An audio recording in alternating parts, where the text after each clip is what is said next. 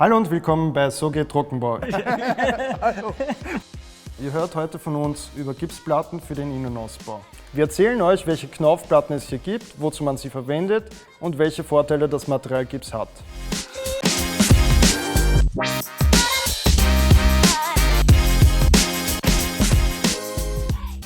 Hallo, ich bin Tarkan. Und ich bin Michael. Wir sind Vorführmeister bei Knauf und geben euch Profi-Tipps fürs Heimwerken. Wenn ihr daheim eine Ständerwand aufstellen wollt, fragt euch sicher, was für Platten wo zum Einsatz kommen soll. Und das zeigen wir euch heute.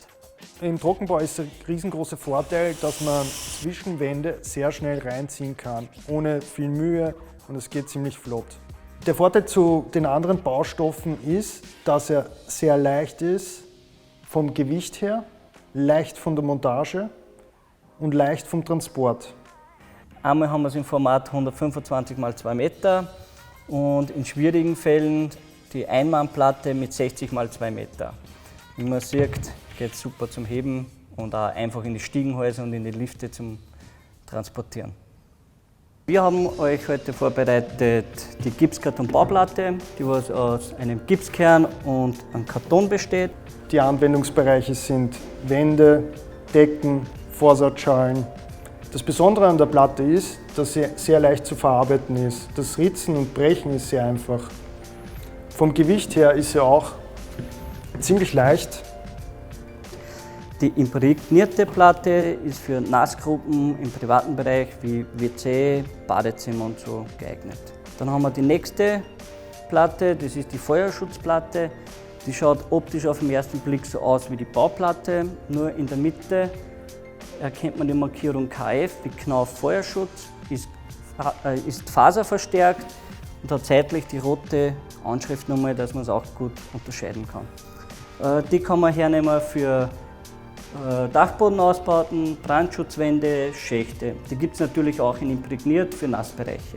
Und das ist unser Universalgenie, die Diamantplatte. Die haben wir in zwei Formaten, 12,5 x 2 Meter und 60 x 2 Meter. Das ist die Einmannplatte. Und Universalgenie wegen dem, weil alle Platten, die was wir da vorher erwähnt haben, in der enthalten sind. Imprägniert, Feuerschutz, Schallschutz, und man kann mit der ebenfalls genauso alles machen. Sie ist ein bisschen teurer, minimal, aber natürlich, wenn ich jetzt ein Badezimmer mache und mir geht ein Grüne ab, kommt mir das sicher teurer, wenn ich jetzt extra zum nächsten Baumarkt fahren muss, wieder zurückfahren muss, weil mir ein Platten abgeht. Ne? Und bei der Brandschutz ist das Gleiche. Meistens fehlt eine halbe Platte oder eine ganze Platte. Und dann muss man wieder bestellen, muss man schauen, wo man die Platte kriegt. Allein von der Vorzeit her rechnet sich die. Und wir haben schon Statistiken, wo wir ein gesamtes Holzriegelhaus alles mit Diamant gemacht haben. Und beim ganzen Haus reißt es sich ca. um 300 €. Euch ist sicher schon aufgefallen, dass die Platten eine Markierung haben. Die Markierungen sind genau 25 cm auseinander und teilen die Platte genau in die Hälfte. Das heißt von Kante bis zur Mitte 62,5. Die 25 braucht man immer für die letzte Lage zum Montieren, dass man immer den gleichen Abstand hat.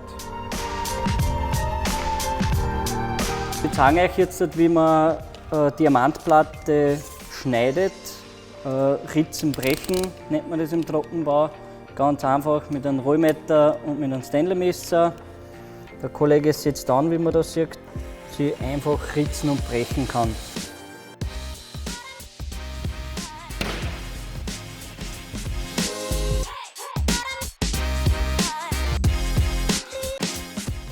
Ja, zum Ritzen und Brechen ganz einfach mit einem Rollmeter und Messer. Man sieht, er ritzt oben den Karton ab, schneidet es unten nach. Man kann natürlich für die, was das noch nie gemacht haben, vorne und hinten anzeichnen, mit der Waaglatte anhalten, einritzen. Dann zieht man die Platte ein bisschen nach vor, knickt sie, bricht und von unten trennt man dann den hinteren Karton, aufgehoben, fertig. Ja, meine Trockenbaufreunde, jetzt wisst ihr alles über die Knaufplatten für den Innenausbau, und falls ihr noch Fragen habt, wendet euch an den Kundenservice. Unten in der Beschreibung ist die Verlinkung an die Kundenservice, an Telefonnummer und E-Mail-Adresse. Und wir hätten noch ein weiteres Video über Profile fürs Ständerwerk, eine ganze Playlist über Wände aufstellen. Und wenn euch das Video gefallen hat, Daumen hoch und Abonniert unseren Channel.